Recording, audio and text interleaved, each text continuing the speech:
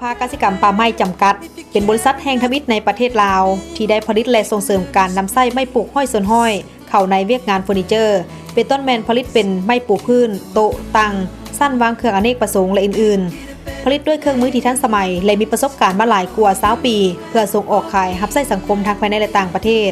โรงงานตั้งอยู่บ้านแสนอุดมเมืองแสนธนีนครหลวงเวียงจันทร์หรือติดต่อได้ที่ห้องการบ้านพุทธสะอาดเมืองไซเสถานครหลวงเวียงจันทร์โทรศัพท์021 451 841-2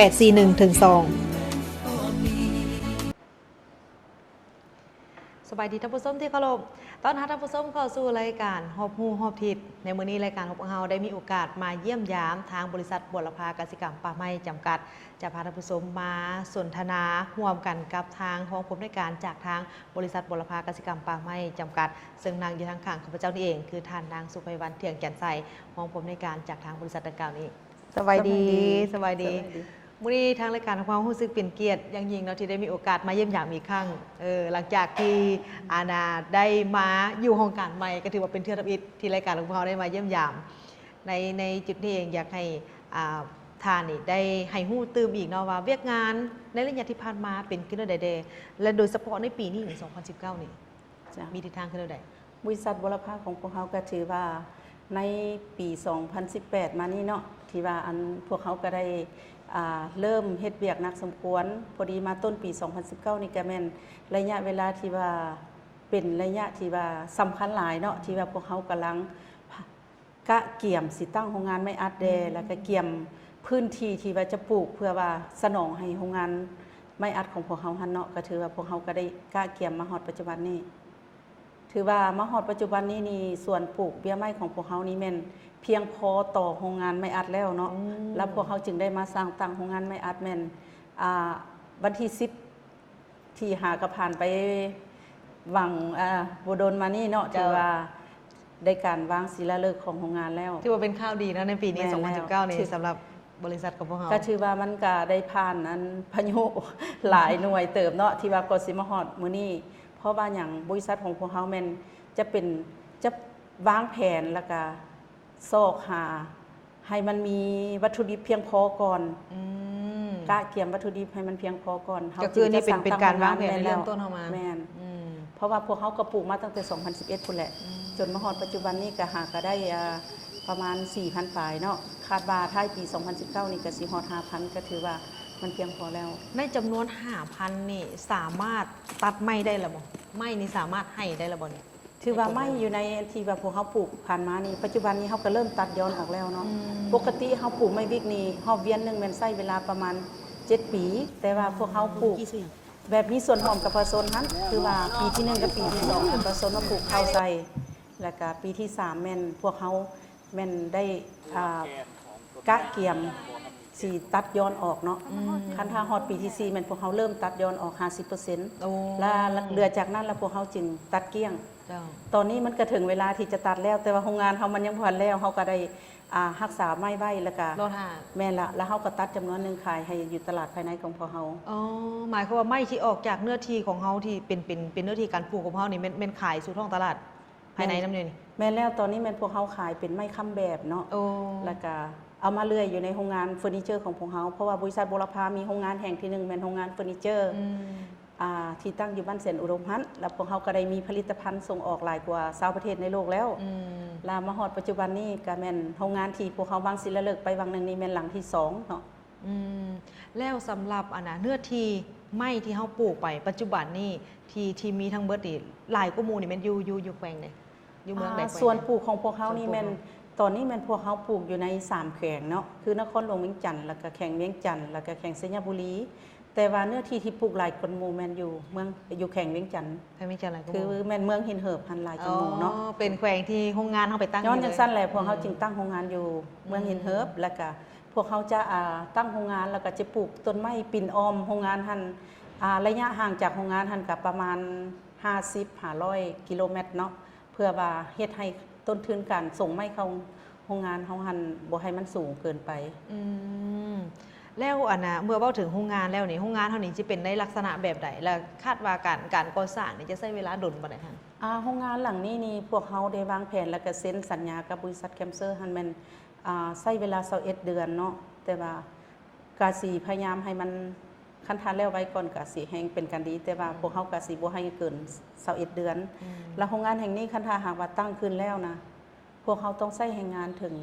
ทั้งแรงงานทั้งกงแล้วก็ทั้งออมหันอย่างน้อยก็ต้อง300กว่าคนเนาะ300 กว่าคน แม่น หมายความว่าถ้าโรงงานตัวนี้สำเร็จตัวนี้นี่ก็จะสามารถตอบโจทย์เรื่องการสร้างเบสการทำให้แก่พ่อแม่ประชาชนในเขตใกล้เคียงน่ะ เขาก็สิเอาพ่อแม่ประชาชนอยู่อ้อมแอมนั่นแหละที่เขามาฝึกเอาเนาะเพราะว่าตอนนี้พวกเขากำลังเปิดรับสมัครพนักงานอยู่ โอ้เริ่มแล้วบ่นี่ เริ่มแล้วคันแม่นไผมีความสนใจก็ส่งอันชีวประวัติของตัวเองเข้ามาเลยได้เลย เพราะว่าอีก21เดือนนี้พวกเขาคิดว่าโรงงานจะได้เปิดแน่นอน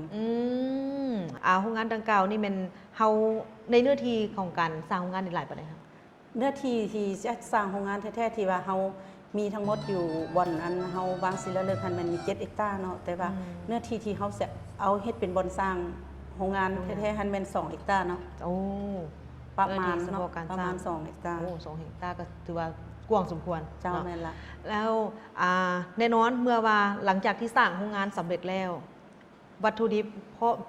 เพียบพร้อมพร้อมเพียงที่จะป้อนเข้าสู่โรงงาน แล้วบัดนี้ผลผลิตที่ได้ดิเฮาวางเป้าหมายที่จะขายออกไปต่างประเทศหรือว่าขายภายในแนวใดตื่นเลย แผนของบริษัทพวกเฮาแม่นเฮาจะเอาวัตถุดิบจากสวนปลูกของพวกเฮา 100% เลยมาเข้าโรงงาน และภายหลังที่ว่าเฮาผลิตเป็นไม้อัดออกมาแม่นประมาณ 30% แม่นจะขายภายใน และ 70% แม่นจะส่งออก เนาะ แต่ว่าปัจจุบันนี้เฮามีอยู่ตลาดภายนอกมีอยู่ ตลาดภายนอกตอนนี้เฮากำลังศึกษาตลาดแม่นประเทศที่ใกล้เคียงเฮานี่ส่วนหลักก็ยุโรปเนาะยุโรปแล้วก็ประเทศที่อันอาเซียนของพวกเฮานี่แหละประเทศอาเซียนของพวกเฮานี่แม่นละอาเซียนของพวกเฮากับยุโรปกับจีนเนาะตัวนี้เป็นตลาดที่เป้าหมายที่พวกเฮาได้ศึกษาไว้เนาะศึกษากับตลาดไว้ แล้วสิ่งไหนที่คิดว่าเป็นสิ่งที่ท้าทายสำหรับเวียกนี่ของทางบริษัทบลพาว ตอนนี้นี่สิ่งที่ท้าทายคาดว่าไปแล้วว่าอันสิ่งท้าทายสำหรับบริษัทของพวกเขาแม่นตอนนี้แม่นการขยายพื้นที่ปลูกไม้ฮั่นพวกเขายังมีความยุ่งยากแล้วก็ซับซ้อนอยู่เนาะเพราะว่าเนื้อที่ป่าไม้ของพวกเขานี่มันเนื้อที่ดินและก็นิติกรรมต่างๆ มันก็ยังบ่ทันชัดเจนปานใดเพราะว่าตอนนี้นี่รัฐบาลเพิ่นให้บริษัทของพวกเขานี่ไปปลูกอยู่ในป่าผลิตที่เสื่อมโทรมแต่ว่าพวกเขากำลังเริ่มทดลองปลูกอยู่ในป่าผลิตที่เสื่อมโทรมของรัฐนั้นและพวกเขายังกำลังดำเนินเอกสารเนาะกำลังพากันเฮ็ดเอกสารมาสิเฮ็ดวิธีใดให้มันถูกตามระเบียบแล้วก็ให้มันไวเพราะว่าปีนี้นี่เพิ่นก็ให้ 2,000 เฮกตาร์แต่ว่าเอกสารก็ยังบ่ทันได้แล้วเนาะแล้วก็กำลังเฮ็ดไปนํแล้วก็ทดลองปลูกไปนํเพื่อว่าจะเฮ็ดวิธีใดให้มันเข้าตามระเบียบกฎหมายหั่น เจ้าและเฉพาะปีนี้เฮาปลูกไม้นี่ได้หลายปานใดแล้วของทางบริษัทเฮา ปีนี้พวกเขาก็เริ่มปลูกมาแล้วแต่ว่าตัวเลขนี่ก็ยังบ่ทันได้อันสรุปเนาะแต่คาดว่ากสิบ่หลุดคันถ้าหากว่าอยู่ในป่าผลิตที่เขาเข้าได้ 2,000 นะพวกเขาก็อาจจะสามารถปลูกได้บางเทื่อก็อาจจะปลูกได้ประมาณ 50% เพราะว่าการที่ว่าเฮาลงบุกเบิกหันมันจักซ่าไปแล้วเพราะว่าฝนลงแฮงแล้ว ถ้าบ่สามารถปลูกได้หมดก็แม่นพวกเฮาสิกะเกี่ยมพื้นที่แล้วก็เอาไว้ปลูกในปีต่อไป ปลูก เนาะ ปีต่อไปแล้วเพราะว่านอกจากอันดินโตที่ป่าผลิตที่ว่ารัฐบาลเอาให้เฮาก็ยังมีดินของประชาชนอีกที่ว่าเป็นดินบุคคลทันทีเขาเจ้ามาปลูกแบบมีส่วนร่วมกับพวกเฮาหั่นตัวนี้แม่นพวกเฮาก็ได้เริ่มลงมือปลูกไป ยังรับอยู่บ่นี่ ตอนนี้พวกเฮาก็ยังรับถ้าว่าหากพ่อแม่ประชาชนผู้ใดที่มีดินอยากเอามาปลูกแบบมีส่วนร่วมกับพวกเฮาในก็แม่ให้เขามาพัวพันเนาะมาศึกษาเบิ่งว่าขั้นตอนการที่ว่าเฮ็ดร่วมกันหันมันเป็นอย่างไรเนาะเอา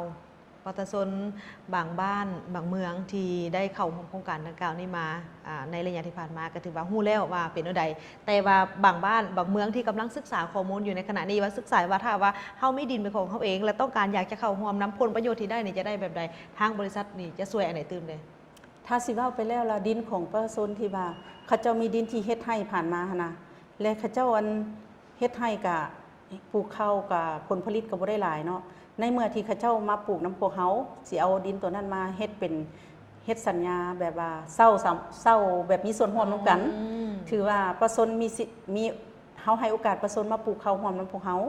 และดินหันเฮาก็สิจ่ายค่าเศร้าให้30 ปีมันก็แล้วแต่เนื้อที่ดินที่ว่ามันอยู่ใกล้อยู่ไกลมัน ง่ายยากสำใดที่เขาจะเข้าไปหาดินหันเขาก็มีราคาตั้งแต่3 ล้านหอด5 ล้านกีบต่อเอกตาร์ต่อ30 ปีหันเนาะและประชาชนหันเขาเจ้าสิได้ดูแลแล้วก็รักษาต้นไม้ของเขาก็จะจ่ายให้คือเส้นเริ่มต้นจากถางเขาก็จ่ายเงินให้แล้วก็มาปลูกต้นไม้ให้เขาแล้วก็ใส่ฝุ่นแล้วก็บำบัดรักษาก็ถือว่าได้เงินไปแต่ละระยะถือว่าได้รายรับไปตลอดปีเลยเนาะถือว่าคันถ้าหากว่ามีแม่นไผมีประมาณ5 เอกตาร์ปีนี้ปลูกเอกตาร์หนึ่งปีต่อไปปลูกเอกตาร์หนึ่งก็ถือว่าครอบครัวนั้นจะมีเวียกเฮ็ดงานทำแบบหมุนเวียนไปเลยเนาะ จะมีเวียกเฮ็ดไปตลอด แล้วก็ปลาสนก็จะบ่ได้ไปทางป่าเฮ็ดให้บ่ได้ไปปลูกลูกป่าธรรมชาติหันมาทางแล้วก็เฮ็ดให้ อันนั้นก็คือผลประโยชน์ทางอ้อมวันนี้ผลประโยชน์ทางโกงก็คือสิได้จากการขายไม้ให้กับทางบริษัทเป็นบ่ ไม่หันจะเป็นของบริษัทเลยเนาะคันถ้าเอามาเฮ็ดสัญญาเป็นสิไม่เป็นของบริษัทเลยคันถ้าหากว่าประชาชนผู้ใดต้องการอยากเอาเบี้ยไม้ไปปลูกนะแม่นพวกเขาเอาเบี้ยไม้ให้ฟรีเลยแล้วประชาชนไปปลูกเลยเป็นไม้ของประชาชนละเอามาขายให้บริษัทพวกเขาก็แม่นได้ตัวนั้นตัวนี้เป็นสัญญาแบบแม่นละมันมี2 แบบเนาะแบบหนึ่งลักษณะแบบว่าประชาชนเป็น สั เจ้า ญ ของ ญาแบบมีส่วนของเขาจ่ายค่าเช่าให้แล้วก็เฮ็ดนํกันแต่ว่าเรื่องเทคนิควิชาการนี่บริษัทเฮา แม่น สวยบ่ พนักงานพวกเฮามีวิชาการแล้วก็ได้ลงไปติดตามนำตลอดเลยเนาะท่านผู้ชมอันนี้ก็คือความคืบหน้าของทางบริษัทบัวลภากสิกรรมป่าไม้จำกัดซึ่งทางของผมในการเพิ่นได้มาอัปเดตข้อมูลในฮู้แล้วว่า1 ปีที่ผ่านมามีอันใดแล้วที่สำคัญสิ่งที่เพิ่นกำลังจัดตั้งปฏิบัติอยู่นี่มีเป้าหมายขึ้นใดก็ได้ฮู้ไปนํกันไปแล้ว แต่ระยะที่เฮาสนทนาต้นๆเห็นบอกว่าระยะนี้ทางบริษัทนี่เริ่มเปิดรับสมัครแล้วสำหรับผู้ที่สนใจอยากจะมาเฮ็ดเวียกอยู่ในโรงงานใบของพวกเฮานี่อันนี้อยากให้ท่านได้ประชาสัมพันธ์ตื่มแดว่าคันผู้ที่สนใจอยากจะสมัครนี่ต้องเป็นแบบใดจะจบระดับการศึกษาต้องเป็นขั้นใดขึ้นไปหรือว่าเอาแบบใดสามารถเข้ามาร่วมงานของเราได้ขั้นถ้าว่าอันพนักงานที่จะมาสมัครงานอยู่ในโรงงานไม้อัดของพวกเขานี่ขั้นถ้าหากว่าผู้ใดที่ว่ามีประสบการณ์ที่เคยเฮ็ดอยู่ในโรงงานไม้อัดมาก่อนพวกเขาก็สิให้บุรีมาสิทธิพิเศษเนาะแต่ว่าก็ส่วนหลายก็แม่นอันขั้นถ้าหากว่าไผบ่เคยหั่นน่ะพวกเขาก็มาฝึกเอาเนาะบ่เป็นหยังเนาะถือว่าพวกเขาจะฝึกเอาเองเนาะตัวนี้เพราะว่าทุกคนมีสิทธิ์ที่จะมาสมัครได้และจะได้เฮ็ดหรือบ่ได้เฮ็ดทันขึ้นกับการสัมภาษณ์ของพวกเขาแล้วพวกเขาจะเอาไปทดลองเฮ็ดเวียกก่อนว่าจะเฮ็ดได้ส่ำใดเนาะถ้าว่าสมัครมาแล้วคันไปเฮ็ดคันทาผู้เกี่ยวหากมีความก้าวหน้ากระตือรือร้นหากเฮ็ดได้ก็ถือว่าแม่นพวกเขารับได้ตลอดไปเลยเนาะถ้าว่าหากว่าเข้าไปเฮ็ดแล้วล่ะถือว่ายังบ่สามารถเฮ็ดได้ก็จะได้ฝึกกันเนาะตัวนี้แต่ว่าคันถ้าว่าแม่นไผมีความสนใจก็เชิญสมัครมาได้เลยเพราะว่าพวกเขาจะรับสมัครไว้แล้วก็สิกะเกียมและสิซอกเพราะว่าเฮาต้องการในเบื้องต้นก็เป็นประมาณ150 คนเนาะในเบื้องต้นนี่นะในเบื้องต้น150 คนก่อนท่านผู้ชมท่านใดที่สนใจโดยเฉพาะคอมเมนต์พ่อแม่ประชาชนในของเขตที่ใกล้เคียงนั้นสนใจอยากจะมาเฮ็ดเวียกร่วมกับทางบริษัทบัวลภากสิกรรมป่าไม้จำกัดก็ติดต่อมาหาได้เนาะโดยมีเบอร์โทรติดต่อของกันเบอร์โทรของทางการแม่น451841เนาะถึง2เนาะ451842เจ้าอย่าลืมนะท่านผู้ชมและบางฮอดนี้ท่านผู้ชมเวลาในรายการของพวกเราก็ใกล้จะหมดลงแล้วและก่อนจากกันในมื้อนี้ก็ต้องขอบใจท่านนางสุภวรรณเทียงแจ่มใสห้องผมในการจากทางบริษัทบัวลภากสิกรรมป่าไม้จำกัดที่ได้ร่วมสนทนาในรายการและก็ได้ให้ฮู้ถึงข้อมูลเกี่ยวกับทางบริษัทนี่หลายยิ่งขึ้นและบางว่าโอกาสหน้าคงจะได้ร่วมสนทนากันใหม่เนาะขอบใจหลายๆนะคะขอบใจและมาฮอดดีเวลาในรายการก็หมดเวลาเรื่องเพียงเท่านี้พบกันได้ใหม่ในมื้อต่อไปสำหรับมื้อนี้ข้าพเจ้าพร้อมกับแขกรับเชิญในรายการลาท่านผู้ชมไปด้วยเวลาเพียงเท่านี้สบายดี